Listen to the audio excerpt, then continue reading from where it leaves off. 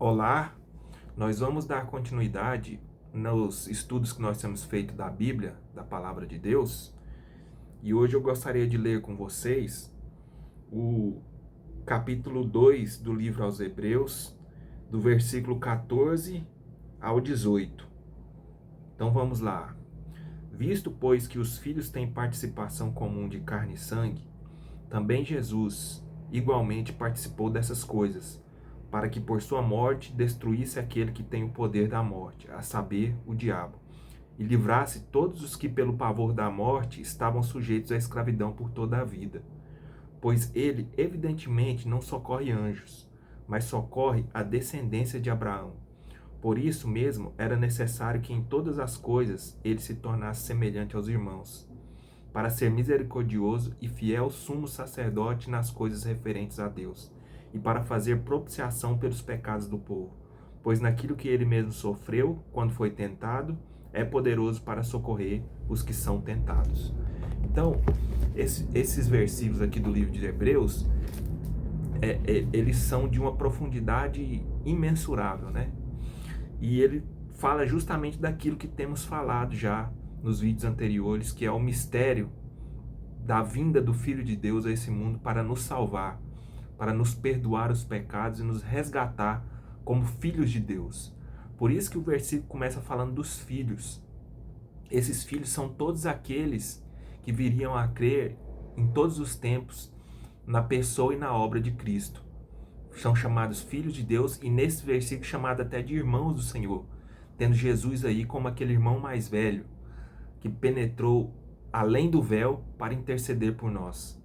Então, é muito profundo e fala de uma questão de uma salvação cósmica, como eu já venho falando, que fala que Deus, através da obra de Cristo, não socorre anjos, mas socorre a descendência de Abraão. E quem é essa descendência de Abraão? Paulo, mais para frente, vai nos falar que aqueles que creem é que são filhos de Abraão. Aqui, o escritor está escrevendo aos hebreus, mas nós sabemos que os filhos de Abraão são aqueles que creem em Cristo, tanto judeus, hebreus, quanto também gentios. Na verdade, isso foi uma das causas que ocasionaram as diferentes e muitas perseguições ao apóstolo Paulo, porque ele pregava um evangelho cósmico, um evangelho que englobava toda a raça humana e não apenas o povo hebreu. No princípio, Deus tentou trazer esse evangelho por meio de Pedro, quando levou ele à casa de Cornélio.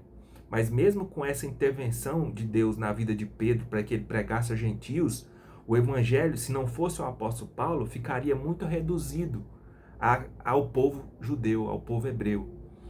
É claro que nós não estamos querendo rebaixar o ministério de Pedro.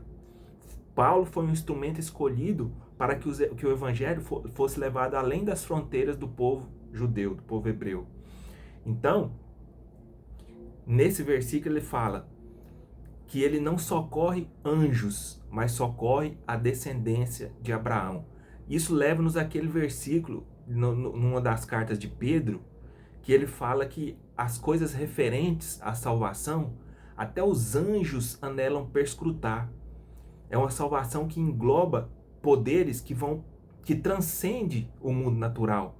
Paulo os chama de principados e potestades, autoridades de Deus nas regiões celestiais, algumas rebeldes e outras eleitas, que ficam admiradas por tamanha obra que Deus realizou e que Deus realiza na sua igreja. Então, o escritor aos Hebreus, ele está falando deste mistério da fé, que é a encarnação do Filho de Deus neste mundo para nos perdoar os pecados e nos salvar.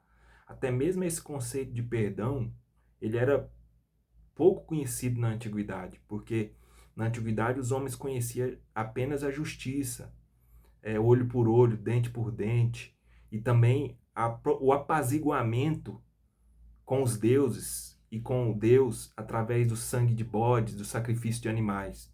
Mas eles não conheciam o perdão pelo amor que foi manifestado em Cristo Jesus.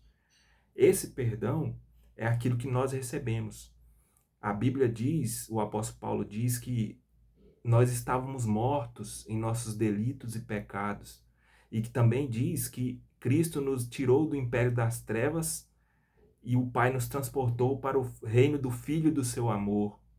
Então esse é o perdão que nós recebemos.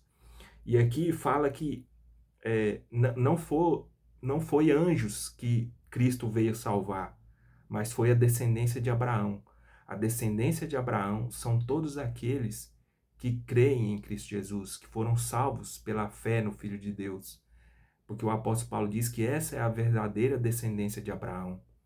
Aqueles que creram no Senhor Jesus, que foram alcançados pelo seu amor. Qual é o maior sinal de que nós temos o Espírito Santo? Não é falar em língua, não são nem os dons de conhecimento, discernimento, sabedoria, não. O maior sinal que nós temos o Espírito Santo é o amor que foi derramado em nosso coração, o amor ágape. E o propósito de Deus ao trabalhar nos seus filhos é fazer com que esse amor se expanda até a periferia do nosso corpo, para que nós possamos manifestar a qualidade da vida que o Filho de Deus manifestou neste mundo. E aqui fala que os anjos, como o apóstolo Pedro diz em uma de suas epístolas, anela perscrutar esses mistérios da encarnação do Verbo. Anjos anelam perscrutar, entender, compreender, aprofundar a respeito dessa salvação que foi manifestada por meio do amor de Deus na pessoa de Cristo. Os anjos anelam compreender isso, mas aqueles que são filhos de Deus o compreendem, porque eles foram cheios do Espírito de Deus e o amor de Deus foi derramado em nosso coração. O apóstolo Paulo chega a dizer que a esperança não confunde, porque o amor de Deus foi derramado em nosso coração por meio da fé em Cristo. Então, quando ele fala que não veio salvar anjos, mas a descendência de Abraão, o autor aos Hebreus está em vista aqui aqueles principados, aquelas potestades nas regiões celestes. Alguns deles foram rebeldes a Deus, outros permaneceram fiéis e foram eleitos. Eles foram criados bons, mas se rebelaram, e outros foram eleitos em Deus. É desses seres que ele está falando aqui, dos principados, das potestades, dos serafins, querubins, tronos, potestades. Esses seres anelam perscrutar aquilo que a igreja já tem, anelam perscrutar a sabedoria que foi manifestada na encarnação de Cristo neste mundo, para a salvação de todo aquele que crê. Os anjos anelam perscrutar. E a igreja é quem manifesta essa sabedoria celestial, que eu chamo de cósmica. Porque o apóstolo Paulo diz que a multiforme sabedoria de Deus é manifestada por meio da igreja. Porque o mistério de Deus é Cristo. E o mistério de Cristo é a igreja.